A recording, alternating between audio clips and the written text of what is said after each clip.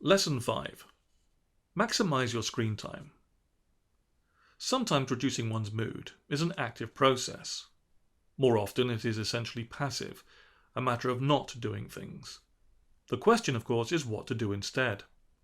Simply sitting still is boring and hard to maintain. Mindfulness meditation may make you less miserable rather than more. You need an alternative. Fortunately, vast media industries have arisen to help occupy your mind while time slips away. Consider television.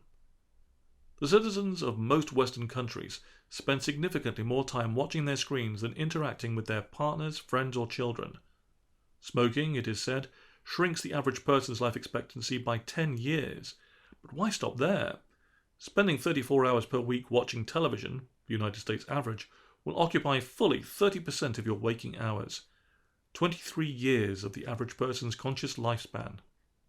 This sounds intolerably dull, but viewing can become habitual, nibbling away at your life until you believe wholeheartedly that you do not have time for any of the things that might lift your mood: learning, reading, exercising, contributing to your community, seeing friends and family, cooking, or cultivating your interests and hobbies.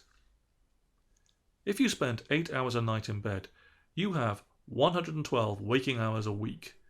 Spend 34 of them watching television, and you still have 78 hours left that might inadvertently improve your life satisfaction. If you cannot bear another reality show, an alternative readily presents itself: the Internet.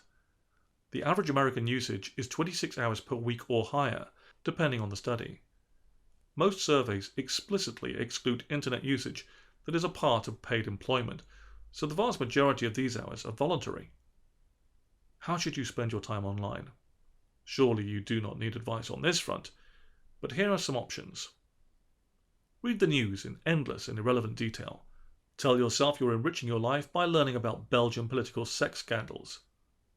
Update social media with important information about your life: what you had for lunch, the flu symptoms you had yesterday, and share the adorable cat video someone posted earlier.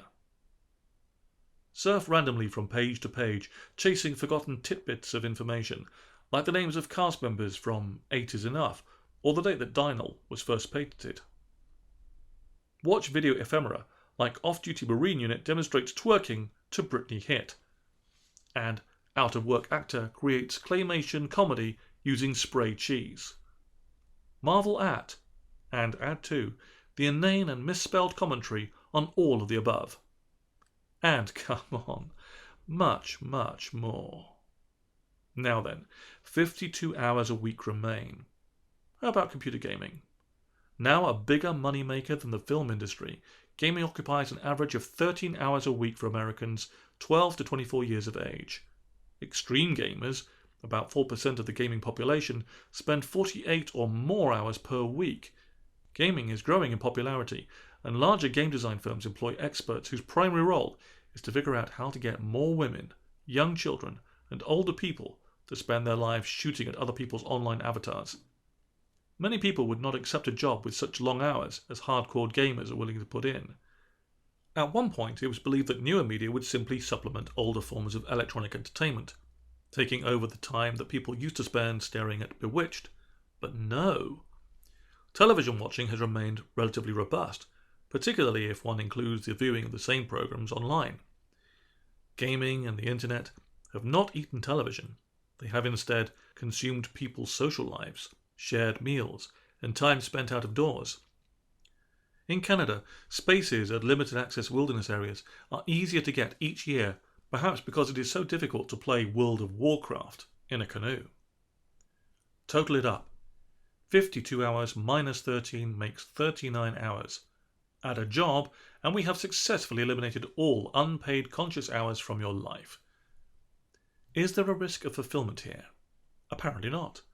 There are no studies indicating that gaming, internet surfing, or television are, on balance, mood improvers. To walk the path of misery, it turns out that walking isn't required at all.